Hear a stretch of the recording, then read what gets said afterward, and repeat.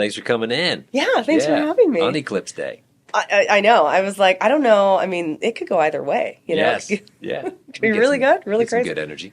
Yeah, it's one of my good friend's birthdays today, and she's like, full. She's very into like astrology, and she's full Aries, and I'm like, it only makes sense that your birthday is the full solar eclipse. That is awesome. She's just so crazy. I just sent a video to one of my buddies, and I said, hey, just so you know, your birthday isn't on Eclipse Day. Eclipse Day is on your birthday. Right, exactly. Right, yeah. That's how it felt. It's totally fine. Yeah. It makes sense. So. Hey, let's rewind the clock, because I know a little bit about your history, hospitality industry.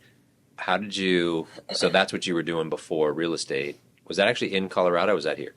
So I, just hospitality, I started working in hospitality when I was 15. My mom, I very vividly remember her telling me, I'm from Durango, Colorado, which is a small town in southwest Colorado, and we would go to Albuquerque to go shopping, because that was the closest big city, which is like 3.5 hours away. Wow. And so we go down there, and she would give us like an allowance for clothing. And one year I was like, okay, well, I have a little bit more elevated taste perhaps than my siblings. So that, the allowance didn't get me too far. And so I asked for more money, and she was like, if you want more money, get a job. And I was 14, and I was like, great. How do I do that? Like, who would hire me at 14? Awesome. So the next year I went into a restaurant and I applied, and they thought I was older than I was, and they never asked. And so I was like, great, put me on the floor.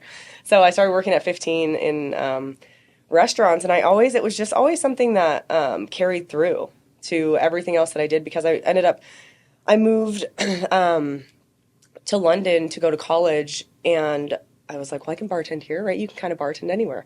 So then that was always kind of my consistent thing. Anywhere I'd move, I'd just like, well, I can make good money doing this, and I'm familiar with it, and I studied for my SOM, and I, did all of that, and so it was kind of a consistent thing. So it was 18 years that I worked in restaurants. Wow. Yeah. Was it 4 years in London for your degree? No. So I was over there. I moved. I was over there for about 2, and then the weather kind of got to me, and I was like, I don't know if this is the best like long-term place. So then I ended up moving to San Francisco, kind of switching gears a little bit, and finished school out there. Oh, okay. So, and then did you go back to Colorado? So then I ended up moving from San Francisco to San Diego for a job, and then my dad passed away, and I moved back to Colorado to kind of help my mom and be with her, because I was the only one that was, I guess, in the right position and time to be able to do that. Mm-hmm. So, and then I was back there for a couple of years, and then ended up out here. So. And so what was the catalyst to get into real estate? So I had 2 small kids at the time, and I knew that once they were no longer, I didn't want to be working nights when they were in school full time.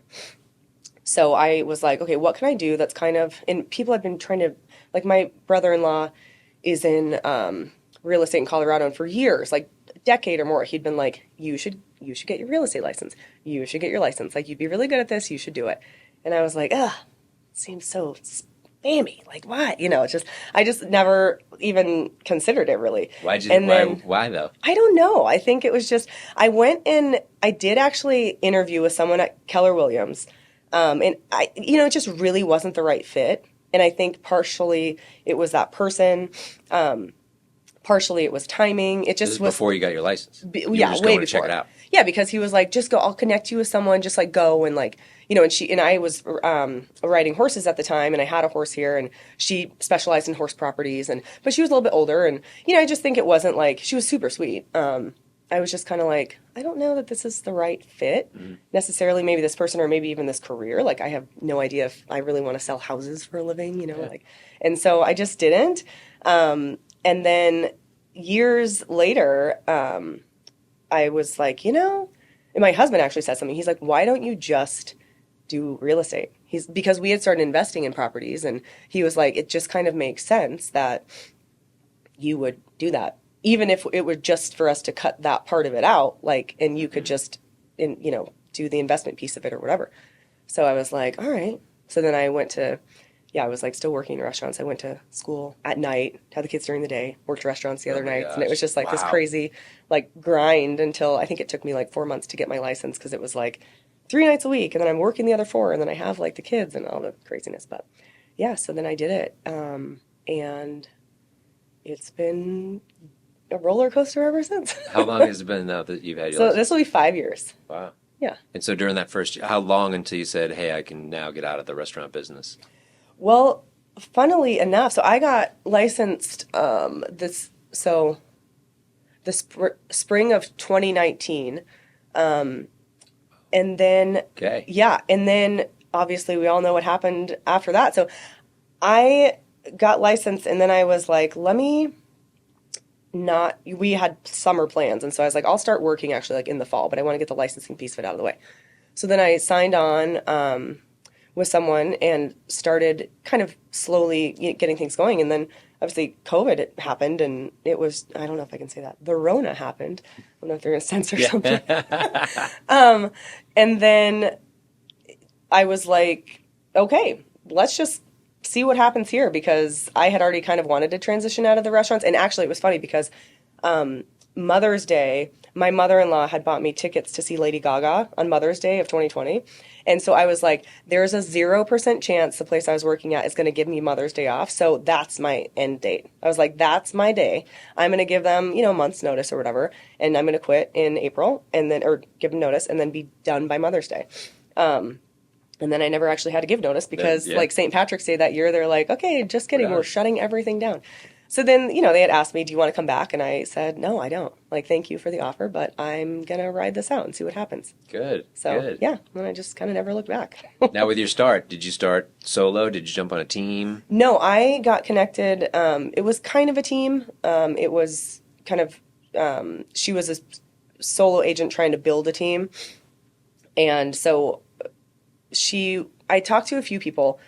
And I was pretty specific. I said, I'm still working in restaurants. So I do this a few nights a week, and then I have young kids at home. So I can really only give you like part-time, but I want to learn the ropes. Turns out you can't do real estate part-time. So there's that. But, she was willing to take me on kind of at the capacity that I could give, which was great. And my goal was always to do it for a year.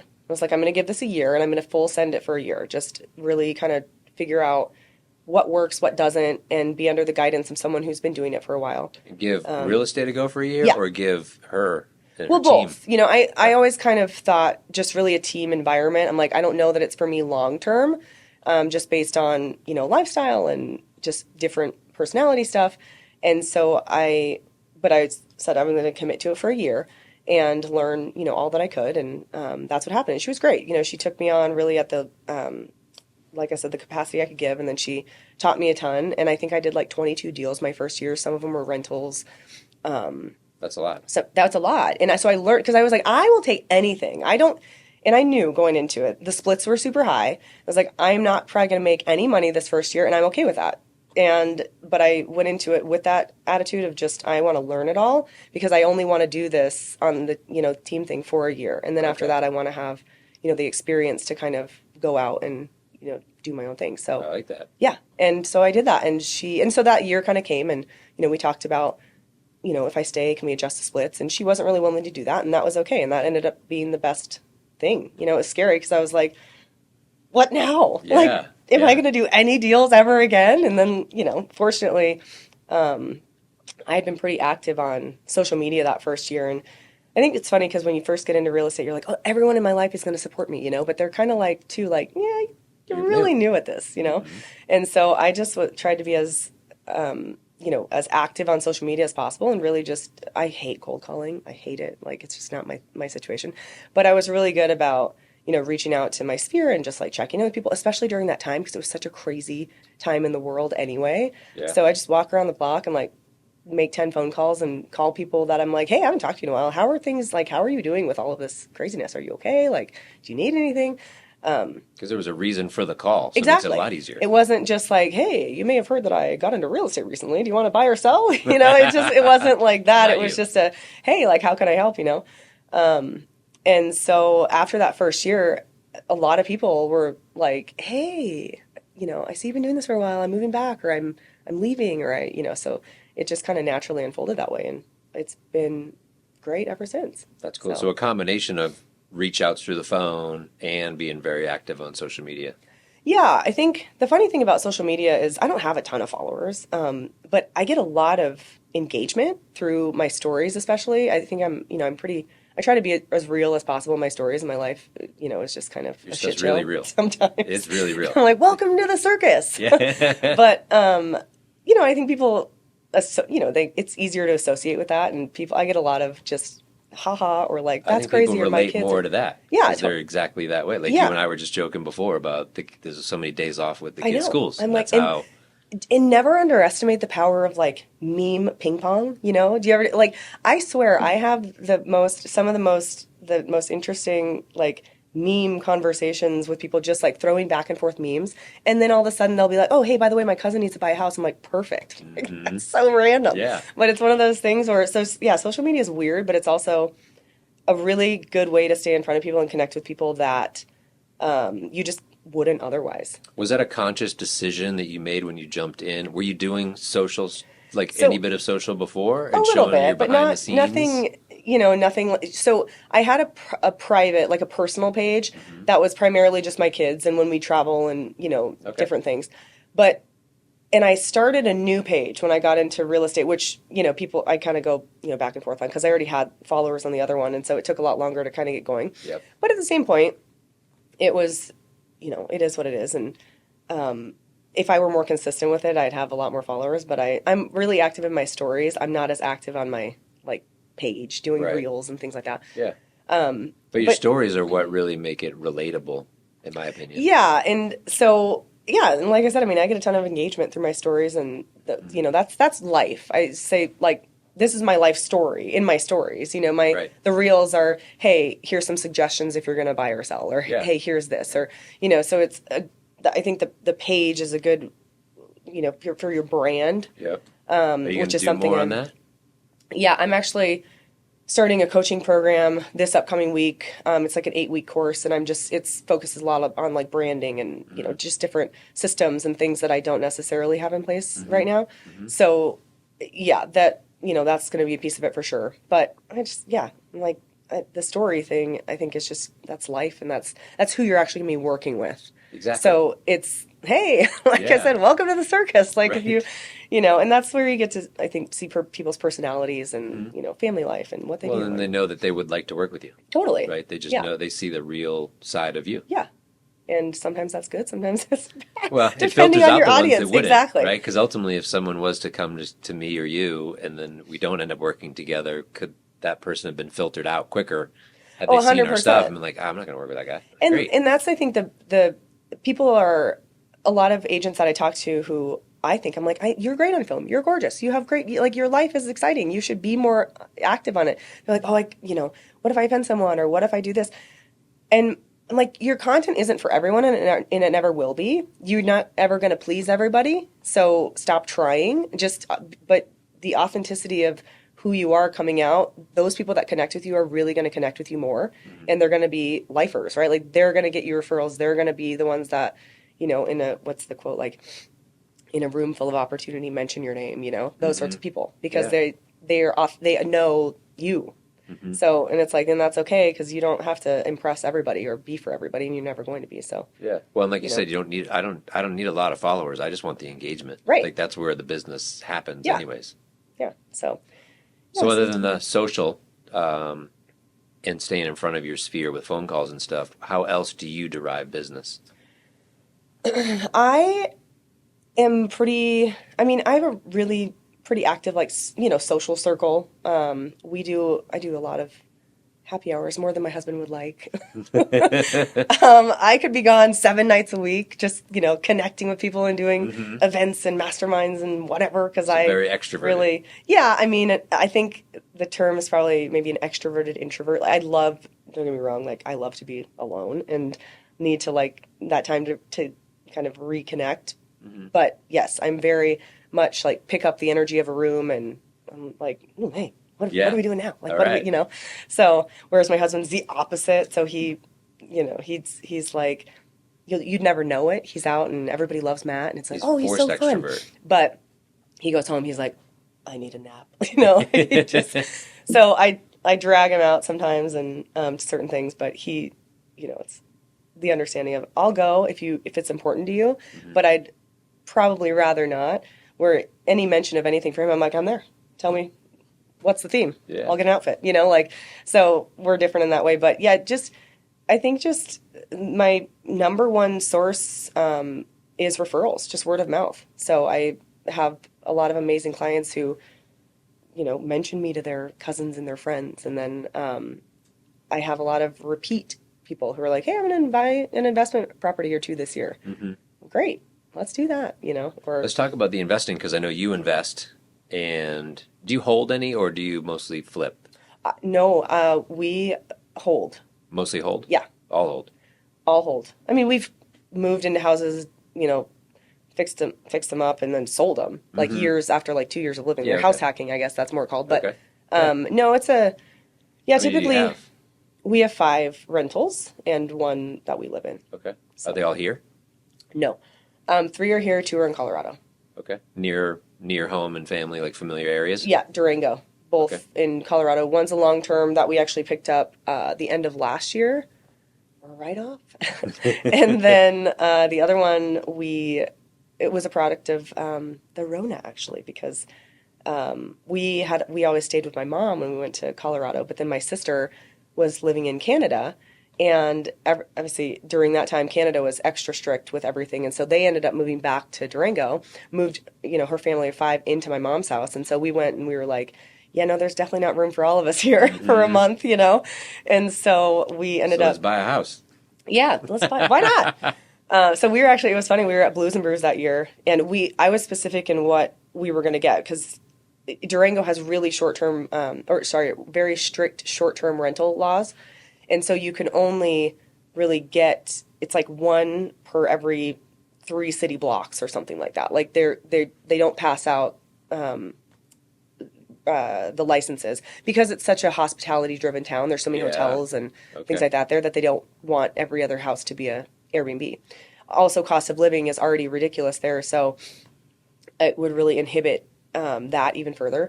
So there's only, I think, 2 complexes, condo complexes in town that allow for short-term rentals, and one of them is right on Main, right next door to this bar called El Rancho. So I was like, yeah, no, that's not going to work out. You could Okay. smell the barf, But so, and it's on Main, and it's super hectic. And so there's another one up by the college, and so we had kind of talked about it, and we said, okay, if we were at Blues and Brews and in Telluride, and we had a couple drinks, and we were like, okay, if something comes up, this is like in September, that makes sense, we'll do it. Let's just do it. Let's pull Yeah. the trigger. Let's put it out there to So, the universe. yeah. And then I think like the next day or 2 days later, Matt's sister, who's in real estate, sent us in Durango, sent us this listing for this loft at this complex.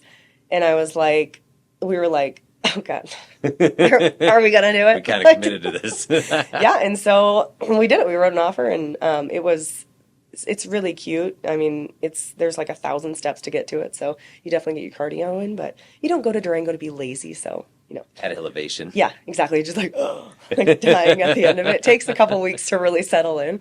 But yeah, it's a great place, and it's like a 2-bedroom. I think it's 1,300 square feet or something like that, and it's a really cool little spot. And so we ended up pulling the trigger on that, and I took a U-Haul up like one weekend, completely refurnished it, and it was quite an adventure with all those stairs. Got some stories there. But yeah, so that was just kind of, and it's great because we use it when we want to, and we rent it the rest of the time, and it always That's awesome. it cash flows, and Yeah, it's a good good dollar little amounts. property. Yeah. So So what's your favorite part of the investment? I think I don't know if I have a favorite part. I think it's like the rentals that we have that are midterm, short term. I really do enjoy going in and like the decor aspect of it. Okay. So I like that. design. The design piece of it, really figuring out a theme. And my husband he's like, "You're ridiculous," but I'm like, I have to go in and like sit on the floor and drink wine and listen to a vibe and like see what the place is telling me. Like obviously that makes the most sense. Yeah. He's like, okay. As long as it cash flows, he's happy. Yeah. So I'll go in. I'm like, it's part of my process. So, but yeah, that's probably my favorite piece of it is the design aspect of it. And do you like the design of the, like you said, the theme and the decoration, or design like, hey, we're going to take out that wall, we're going to move in an island, we're going to change out some of the Well, I stuff? like both. I mean, we did that. So with the house that we're living in now, we just did a major. We've redone all that entire house at this point. So we moved into it. Your primary. Yeah. Hmm. So that's probably the biggest remodel that we've done to date. Is just because we moved into it knowing it was a complete cosmetic gut, but it was a great location in the neighborhood that we want. And we're willing to take that on. Yeah. So, but yeah, otherwise, I'm totally open to that and I do love that. And so I do that a lot with clients too, where a lot of times for buyers, it's really hard to see the potential Yep. because they walk into a place and it's like, oh God, it's a nightmare. I'm like, yeah, now, but like it could be really great if we maybe did this or that. And So so you're good at kind of walking them through that process and kind yeah, of, hey, initially, imagine this. yeah, and Yeah. then so during and if it's a buy like that, a purchase like that, I have contractors and people that I work with that like during the inspection period, let's get somebody in here to get you quotes to figure out what your remodel realistically would cost you to at least give you a ballpark because it's one thing I love spending other people's money. It's just something, and a lot it's super easier. easy to do. So, it's easy to go in and be like, oh yeah, let's take down that wall. Let's blow out let's get the beautiful accordion doors in, and then 200 grand later, Yeah, like, they're wait, like, we only want to spend we didn't 100. really plan on this. So I'll, get a contractor in and we'll just go through some numbers and just say, and then if it works, it works. And if it doesn't, that's fine. And What percentage of your business is that investor client? oh, that's a good question. So last year it was probably like 70% of my business. I had Wow. some investors last year that just went wild in Scottsdale. They were just like, let's just buy all of this zip code. Okay. And so, Was there a and strategy they behind do, that? Because we're in a rising interest rate market. Was their money not working for them somewhere else, or was there a different strategy? I don't, they have a very specific investment strategy and they do it here and they do it elsewhere. It's kind of a nationwide thing. And so they know exactly their buy box. They know what they're looking for and they do execute. Airbnbs that are really, really profitable. So that's just it tends to be those big lots over in Scottsdale that, the third of an acre, half an acre, that they really pimp these backyards out to like, whoa, this is like next level stuff. So they kept me very busy last year. Do they leverage you and your contractors and your design ideas too? And Or do no, they have they their kind of own? have their own team for a Yep. lot of that, but Okay. these specific ones have never actually, they buy everything sight unseen. So I go in and I, send videos, and do different, and I point out everything that, if I see anything during the video, because it's once you've done enough of these or done enough inspections, you are kind of like, oh yeah, that could be a stem wall issue. That roof looks shot, the AC, just kind of point out everything initially that could potentially affect because they're not here to do it in person. So Right. I'm really kind of their eyes and ears for that. And then they have their own in-house design team that kind of just comes and executes. But yeah, I've certainly connected them with people that they still use. And so. And then what percentage of the people that actually are moving into the homes that you do for them actually then redesign them and you help them with that?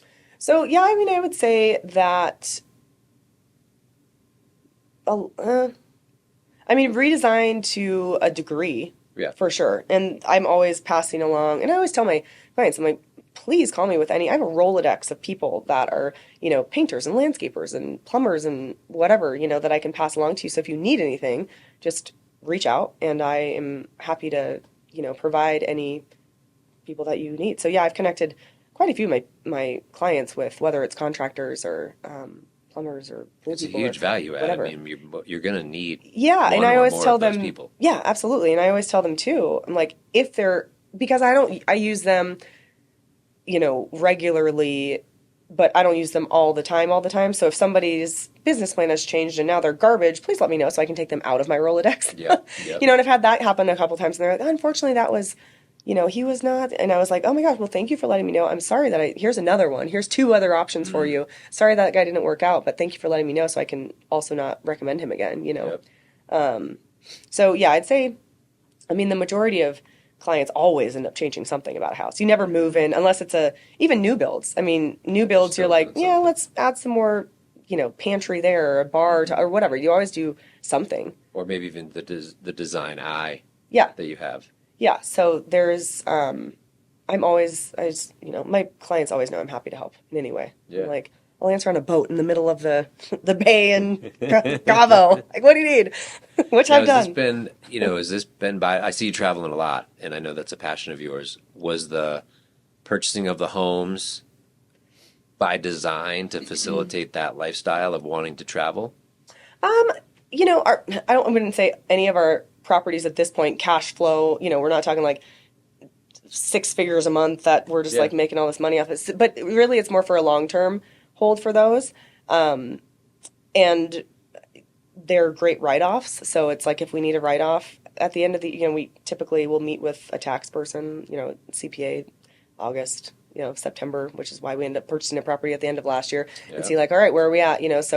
Um, so that, and I have the real estate professional tax designation because I manage all of our properties. So that's not just for being like a realtor. That's a different one on top of that. So you So, can do the cost segregation. yep. Which Hmm. so we did three of those this last year. So I just get more creative with tax write offs, and so that's definitely part of it because if you can avoid, paying Either a going to pay Uncle Sam or pay myself. exactly. Yes. So that's probably more of the piece of it, or at least it has been, to where it just makes sense to offset your taxable income.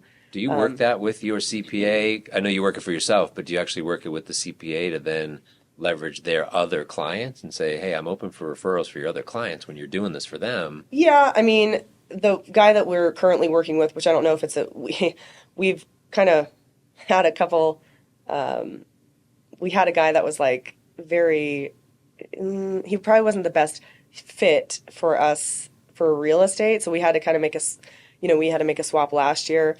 And so this current person kind of has, I think his like son does real estate or something, so it's not probably going to be like a super Oh. lucrative thing Hmm. for that. But I also don't know if this is a long term thing or not. But I Hmm. always try to leverage it. But Yeah. Yeah. everybody knows 10 realtors, so really it's Right. one of But if those you're the one that like stands out, right? yeah. Yeah.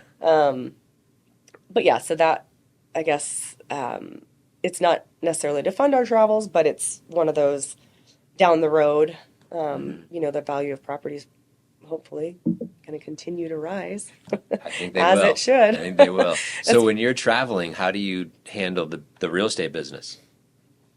So I have a transaction coordinator that, depending on kind of what's going on, I can utilize. I also have a couple girls who help me with like showing assistance. Great. So like last year we went to Spain for 5 weeks in June, which was great, very Awesome. fun. And we didn't really know how that was going to go. My husband is very much so he can work remotely, but he brings like two monitors with him and like sets up this like this is what our working hours were like And with the 4:30 time p.m. change. to like 1 a.m. Yeah, because it's a 9 hour time difference. So we kind of went into that like, all right, we're gonna Try this test out. this out, see Yeah. how it goes, and then maybe go for like maybe we'll do it again, maybe not. How did it work for him? It actually, yeah, for him, his schedule is pretty. He just try to, I think, front load his day with meetings, Yeah. and then so it's 7:30 here, it's 4:30 there, and then kind of the office work on the back end when it's 1 a.m. or things like that. So Yeah. he had pretty consistent hours, and he would just, Nice. it's just funny because we'd be up till. I mean, sometimes I was up till like 4:30 a.m. because a surprise. I went into it kind of thinking like, and I was telling all my clients like that I had a couple of referrals that came in April of last year, and I said, yeah, absolutely, I'm happy to work with you. However, I'm going to be in Spain for 5 weeks in June, and so I can absolutely set you up with an amazing referral partner if you prefer. And they were like, no, that's cool. We'll just work with you. I was like, all right, great. So this is gonna go how? Like, Yeah. so there was definitely a piece of it. I got a property under contract on my flight to Barcelona. Like, Awesome. on the Wi-Fi, I'm like, yeah, counter sent. Like, hey guys, congratulations, you're officially under contract. I'm on a flight to Barcelona, by the way. Like, Yeah. it's just like, You're in great hands with my TC. yeah, I'm just like, so yeah, it was interesting. And then I had clients, my investor clients. I think we ended up getting like 3 or 4 things under contract. While I was there, the one guy didn't even know I was gone. He's like, "What did I hear? Are you in Spain?" I'm like, "Yeah." But that's the point is I'm like, you should never know that I'm anywhere else. Like, because Right.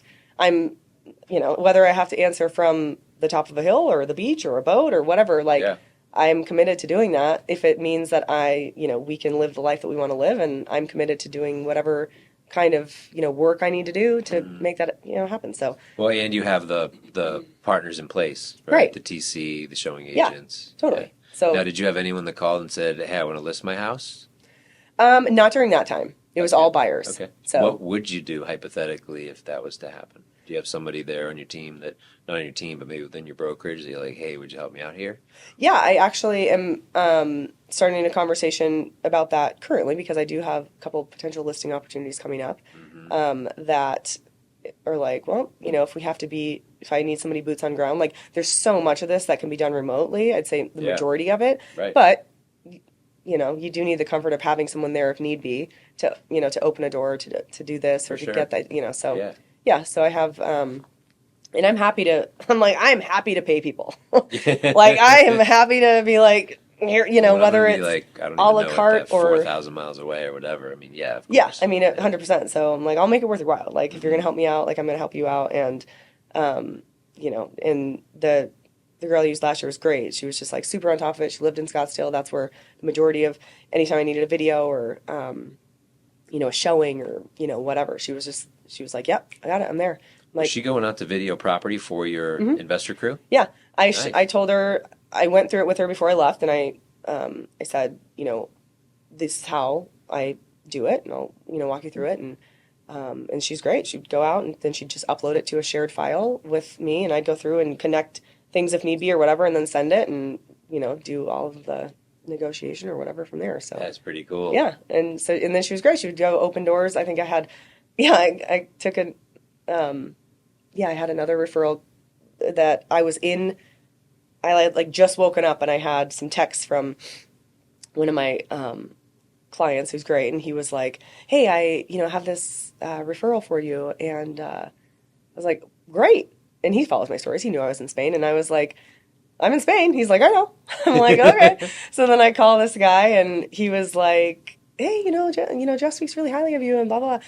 I'm like, "Great. Well, I just want to let you know. I don't know if he let you know, but I'm in Spain, and I just want to be fully transparent because you're looking for houses. I won't physically be there with you." Doing that, but I do have, again, I can refer you to someone amazing, or I have a showing assistant that can, that will be there and will communicate. I'll be doing all the contracts and I'll be doing all that stuff. I just will be doing it from a distance. And they were like, great, let's do it. Yeah. So, that was just, and so she took them out and, multiple it's different awesome. houses, and yeah, so it was good. It worked out, and you don't really know what you don't know, and you don't know how it's going to work out until you try it. And so I think that What will you change for the next time? I don't know if I'd really change a whole lot. I mean, it worked out pretty well, honestly. I was So going to if say, I have, you were super transparent about it. You're very communicative. You were Yeah. communicative to the lead up. The Yeah. handoff sounds like it was smooth. Like, hey, this is so and so, and Yeah. they're going to be showing you the properties. right. So I'll it's be just one of those, negotiating all offers. and it was like, very much like, I won't be offended if you're not comfortable with this. And the funniest part of it is like 3 of them were first time home buyers, and I was like, wow, that's like Wow. really, because if you're a seasoned like investor, you're like, whatever. yeah, but yeah, that's whatever. all right. But first time home buyers, I was like, okay, well, yeah, that's a different. That is sort of- awesome. So yeah, it was good. So I stayed busy, and this year, who knows what'll happen? Who knows if I'll have much going on, and I'm always happy to be busy. I love being busy. I live my best life when I'm busy, but at the same point, I'm like, oh, it's not the worst thing to take a month off too and just enjoy Sure. it. So Yeah. either way, it's but yeah, Is there a plan to do it again this year? there is a plan to do it again this year. All right. Yeah, a cool. little different, but Okay. different but similar. So Different as in location you're going, or different of how you're yeah, gonna handle different everything?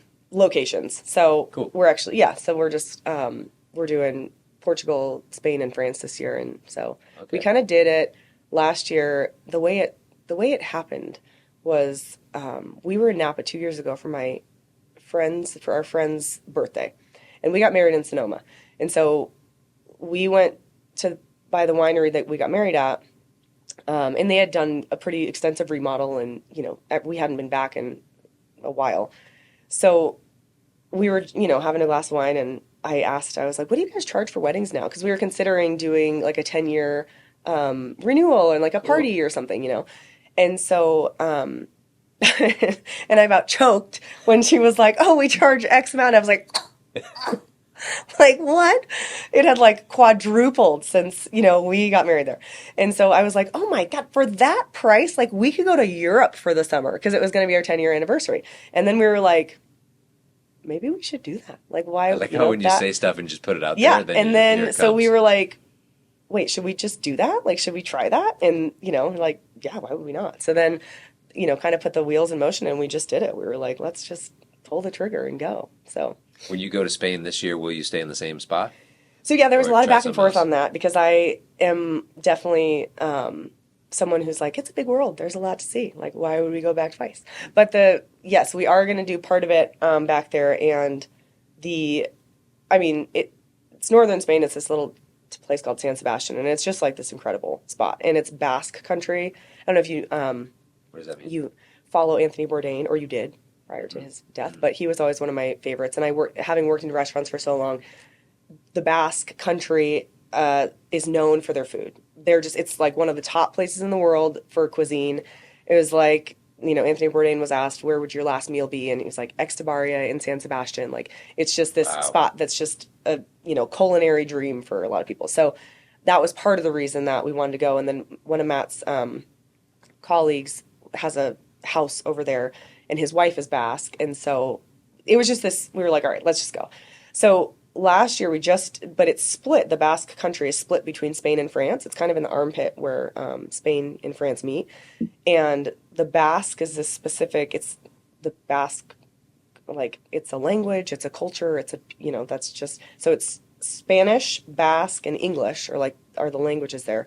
And Basque is almost, they don't even know where it came from. It's symbolic as written, and they're like, maybe it has roots in Welsh, it's a very interesting language. But the people are very proud of, their culture and their language and their food, and as they should be. Yeah. But yeah, so last year we just did the Spanish side, and so this year I was like, we could. Matt really wanted to go back there, and we have kind of a setup there, having been there last year, and so we were like, all right, we can do it again, and then but this year let's do it differently. We'll fly into Portugal this time, and then we'll do, the French side of it, and so That's pretty cool. yeah, so it's good, and so we're gonna switch up. It'll be our home base, but then our travel itinerary will be different. Same amount of time? Same amount of time, a little bit less time in. We're doing, yeah, we're kind of front loading our trip this year with the travel stuff, whereas last year we flew in and out of Barcelona, and then we did most weekends we were away. So this year we are doing, like, we fly into Lisbon, then we go to the Algarve, southern Portugal, fly to Spain, drop our luggage off, rent a car, go to Bordeaux, and then the Pyrenees and that, and then we're kind of back to Spain, and then we leave from there, go to Porto, and then drive back to Lisbon. So it'll be a lot of travel, but car traveling, but That's cool. yeah. The So, kids enjoy it though? Like going to Europe? I mean, I don't know and they know the difference. They're just like, anytime there's a beach and gelato, they're like, cool, we're in. I'm like, you guys realize this isn't like California, right? Right, yeah. They're like, They'll so. remember it later. But yeah, they're very adventurous, and they've been traveling since a pretty young age. Like they, just Jamaica, Mexico, Hawaii, like just different things domestically. So Yep. they've been exposed to it, and they like the adventure. They're pretty easygoing, and I don't know if you follow my stories, but my youngest one is just, she eats like a Michelin starred chef. Like, she's just wild. Like, what she eats, I mean, she's like, in Spain they have these, all the shrimp come head on, and they're the langoustines, and they're big, and she just like sucking the heads out of them. She's like, "Can I have your shrimp head?" Like, we're like, "Oh my God!" People at other tables are like, "Wow!" Like that, Right. She'll just crush a plate of sardines, and like she loves caviar. Like, Where'd she get the palate? I have no idea. I'm like, all you need is a cigarette, and you're a chef. Like, I don't know where this came from. The first thing she ever ate was chicken tikka masala. She refused to eat any baby food, even like homemade smoothies, nothing. Wow. Like she's just sitting there in a little bumbo, and we ordered Indian food, The and her legs bumbo. are going, and I'm like, this is what you want? This is what you want to try? That's She's like, awesome. yeah, and she just sucked down half a plate of chicken tikka masala. I'm like, okay. It could be like the ones So, that are, the other side of it where the kids are like chicken fingers and macaroni and cheese all the totally. time, right? Yeah, and Don't so want to our try anything. older one gets a bad rep for being a picky eater. I'm like, no, she eats most things. She just doesn't eat Not like, that. I mean, she is the extreme, palate that Ara has is wild. We're trying to get her to start a YouTube food channel. Yeah. And does she like to cook too? Naya, the older one, likes to cook. Okay. Ara, so I'm like, you guys could have this whole thing, like you cook and she eats, and Exactly. Yes. so we're They trying. can have their own channel. Yeah, she's being, she's negotiating her contract, so I can't blame her for that. I We're like we'll it. pay you X amount. She's like, Yeah. like, All right, last part. Back to the real estate. How do you stay in touch with your clients after you've closed? I do a lot of reach outs for, just like phone calls, happy hours, connecting with, Social. yeah, social stuff. Primarily all social. I mean, I'll do some of the, like the first year, I'll typically put them on a gift plan, that every few months something shows up and it's just Oh. a cute little fun thing. Do you have a company that you do that with? Yeah, I use Client Giant. Okay. Yeah, which is, and they're great, and they always send. It's always different, and but yeah, I'll do pop buys, or I'll do like, hey, like and social media is another big, just another big one where I stay in touch and comment on their stuff. And I'm like, hey, it looks like you're living your best life, like love that, or send them a message or Yeah. whatever it is. So I would say that's just kind of my biggest, just And is it strategic to where you're like, okay, I need to go through social, because obviously there's you're posting your behind the scenes stories kind of stuff, your life, but then is it like, hey, I need to block some time to go through and see their stuff on Facebook or Instagram? Yeah, I'll do some scrolling, and you kind of I know the algorithm, but it's some people kind of get lost in the shuffle, or some Yeah. people don't. So yeah, every once in a while I'll just go, and then some of my clients aren't on social, so that's obviously not a way to keep in contact with everybody. But so then I'll just kind of go through my transactions from the past 6 months or whatever, and be like, who haven't I Okay. talked to? Like, who haven't I, Yeah. connected with or whatever, and Cool. yeah, and so that's kind of the, part of my main kind of Yeah. stuff. I'm really bad about like I don't even have an email list. I think we talked about this. I am garbage when it comes to systems. So that's another thing I'm doing this coaching program that I'm like, please help me organize my life. Like, because it's almost like anxiety when it comes to this stuff that I don't understand how to do. And I'm like, I'm happy to pay someone just to set that up, but like, what's the best? And there's so many options of like, oh, what's the best here? What's the best that? Right. And, so like analysis paralysis. And then I'm like, okay, I'm just not going to do any of it. Yeah, I just want to know enough about it that I'm not getting scammed by the Totally. person I hired to handle Yeah, but that. by the time I try to set all of this up, I'm like, Yeah. this is not my wheelhouse. I've wasted so much time trying So to do this. frustrating. I'm so frustrated. It looks like crap. Like, how can I? And then I'm like, oh, I spent all this money and all this time, and it's. So this program you're doing though isn't just for social. It's No, it's just kind of it's a little bit of everything. So like branding, systems, buyers, sellers, follow up, just cool. really more of an organizational, like thing. And I'm like, even though I'm 5 years into this, I just feel like a lot of it, and fortunately, like I feel you've done pretty well for winging it. right, and but a lot of the time I'm like, yeah, I shouldn't just be winging it. I'm like, Right. I need well, systems. imagine what you would do if Right, you could, so- if you weren't winging it. But Right, also, and there's would it help to achieve the other goals like being able to travel and do those things where that your travel plan though got you super structured with Yeah. how to handle each of the clients, right? Yeah. Like and how to do the handoff and what each person is doing, and that's almost what you need for your business. right. No, it's 100%. When you're here. Yeah, and it's not that I'm not. Yeah, I can be. I'm very organized. I just call it organized in my own way because for some people it's a nightmare. Like my husband will come in my office and be like, "What happened here?" Like, He couldn't operate in that environment. Yeah, but then I'll call him and be like, "Babe, I need, the paper. It's 12 sheets down. It's got a yellow towel in the corner. Like, it's on my third pile to the left. Like, I know where everything is." And then he'll mess with it. And I'm like, "Why did you mess with it? Like, I can't find anything." But anyway, so my type of organization is not as necessarily everyone else's. But within a transaction, I'm very, which is honestly why I don't love using a TC unless I have to, because I am kind of like a control freak when it comes to a lot of that stuff, like just knowing Yeah. exactly Right. where things are and what's happening. And sometimes when you delegate, you kind of lose some of that. But You have your own rhythm, yeah, right? That's easy when it's myself. yeah. And the paperwork really isn't, it's not like overly time consuming. When something comes in, it's like put in the file. Hmm. Don't wait till the last minute and then you're going through 16 emails to try to find the lead-based paint disclosure or whatever. It's just Yeah. like when it comes in, like pop it in the file. You're organized that way. And so yeah, Yeah. but Working on the branding, marketing, follow up. yeah, just like more systems to have in place for. I don't even have a CRM. Like I have one. I never use it.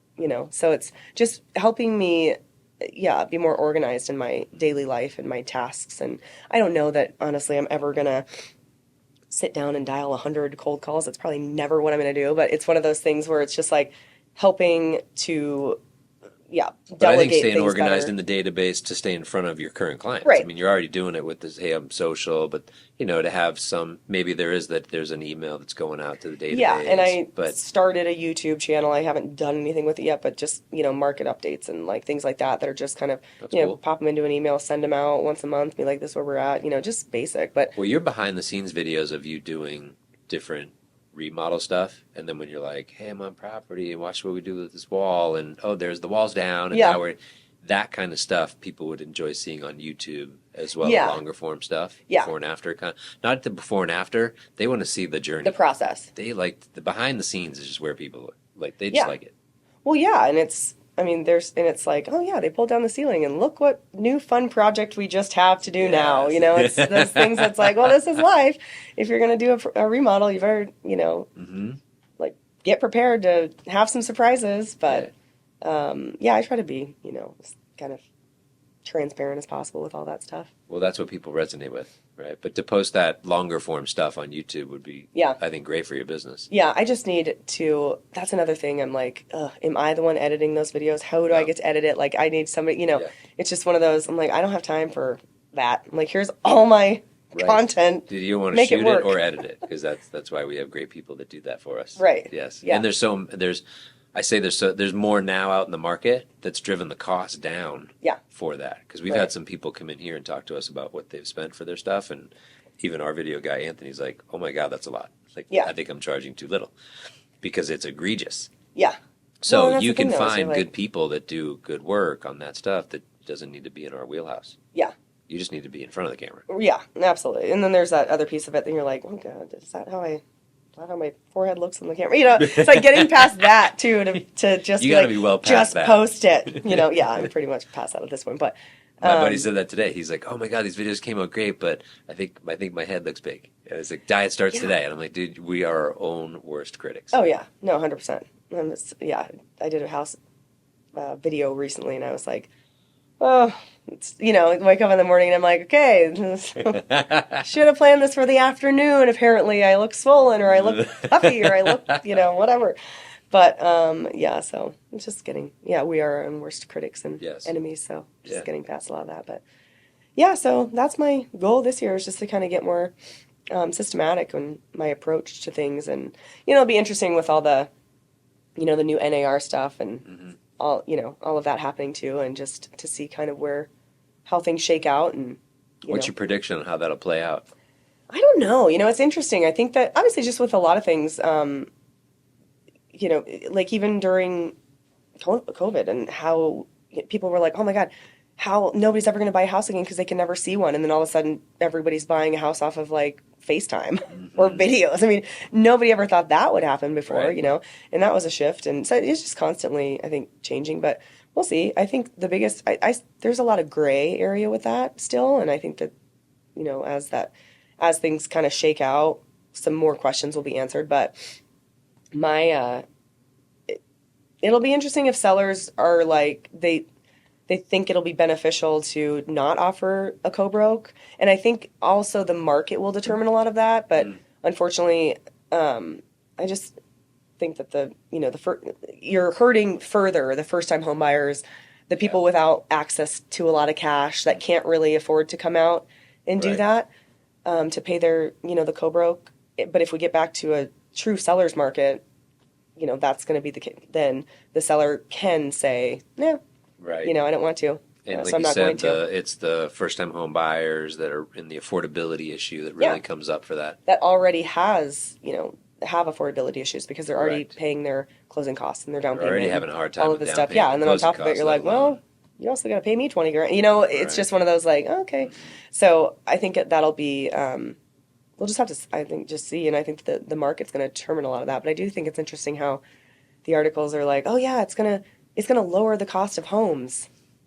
I know it's I don't think not. so. Like, how would, yeah, and I don't think that most sellers, if given the opportunity, they're not gonna say, oh, I'm gonna, instead of They're just going to charging keep you the money. this, right, let Yeah. me take 20K off the price, Right. because ultimately then you're back in the same boat anyway, just pay the commission. It's a full circle Exactly. situation. Yeah. That doesn't make any sense, and Right. commissions don't drive the cost of housing. The market does. So Exactly. it's something that, I don't think that it's going to help the cost of housing. Well, you made a good point. We've referenced, that COVID time quite a bit. It's that demand that comes that goes to that Yeah. seller market. Now you run into okay, I have my down payment, I have my closing costs. I may have to come out of pocket for my buyer's agent's Yeah. commissions, and I may have to come over the asking price. Oh, all of those things. I mean, that's I mean, so going to hurt yeah, a lot of people. absolutely. And then VA, they got to figure that out because they can't even at this Mhm. point even pay their buyer's agents Right. commission. So Right. there's just a lot of weird things with it that I don't, and I was having a conversation with a friend of mine, and she was like, what's interesting is that she's a client of mine, and she was like, realtors, it's so funny because everybody kind of knows what you make. They know, you don't know. She's like, you don't know what your doctor makes. You don't know what your lawyer makes per year, really. They what they charge you, but like, a lot of that, especially medicals, like insurance and everything else. It's like everybody knows that real estate agents make between like 2 and 3% typically of a sale, and then they're mad about it because if you're selling a $4 million property, obviously do the math, like that's a decent amount of money. But at the same point, it's like they think that we just show up and open doors and that's it. Mhm. You're getting paid this egregious amount of money for whatever, and then for doing nothing. It's like, well, Which is not no, that's nothing. not the case. Right. But also, it's a choice. Like, if you want to be a realtor and do it at a high level and everything's a choice. Don't get mad at me because, whatever, or whoever. When you but- turn around and you say, would you been able to see that stem wall issue? Or would you Right. have been able to negotiate that price down? Well, and I always tell people, I'm like, there is a choice. You have always had a choice you can sell it on your own. You can offer no commission at all. You can do a for sale by owner. You don't have to use a realtor. But if you have a full-time job and like you don't understand the contract, it is absolutely in your best interest to have someone Mm-hmm. help you out with this because you're gonna be so much more in a world of hurt, like Right. Financially, And preferably someone that's been doing it for a while, done a ton of transactions, and knows Yeah. their stuff. Right. And then they, there's a certain percentage attached to it, and I don't know it off the top of my head, but you make X amount less by not using a realtor typically because are you going to market your own property, like really market it? Are you going to Drive the have the best demand. photos? Are you going to, yeah. Yeah. Do you have off-market deals? Do you know agents who work in the area? Do it's one of those things where it's like, there's so many benefits to, Mm-hmm. That now that's Using an all agent, going to come but- out now. yeah. And then People talk about don't know lawsuits. that. If you go direct to seller, because I think a lot of that is going to be, okay, well, we're going to now cut a buyer's agent out altogether, and we're just going to go directly to the listing agent and the seller. Well, to do true and like transparent dual agency is not, you talk to a lot of agents and they prefer not to because it's Right. really difficult to truly represent both parties. And you're How? basically just a middleman at that point. And then Right. you have a seller who's like, well, I hired you to be on my behalf, Right. but now I can't, I'm like, well, I can't tell disclose you their everything bottom line. I because- can't tell you their top, like, I can't Mhm. really disclose anything. And now I'm in the middle, and then somebody's going to be like, well, I could have got, I'm pissed because I didn't get this, or I'm pissed because, and it's just like, oh, geez. Yeah. Just a whole new can of worms there. So, As this all unravels, it'll be pretty interesting. yeah, I think but, changes happen, shifts happen, and we just have to wait and see Shift happens. how that shift happens. Exactly. That should be your, That could be another one. yeah, shift happens. Yeah, I'm sure there is totally. one. Yeah, absolutely. So, Well, man, I really appreciate you coming in today. This was fun. yeah, it was fun. I can't Thanks wait for the having next me. one. Yeah. And we'll learn from Absolutely. the next trip. Yeah. We'll see how it goes. But thank you for having me. My first podcast experience. We'll see how the editing goes. Thanks for coming. Oh, the editing will Bye. be great.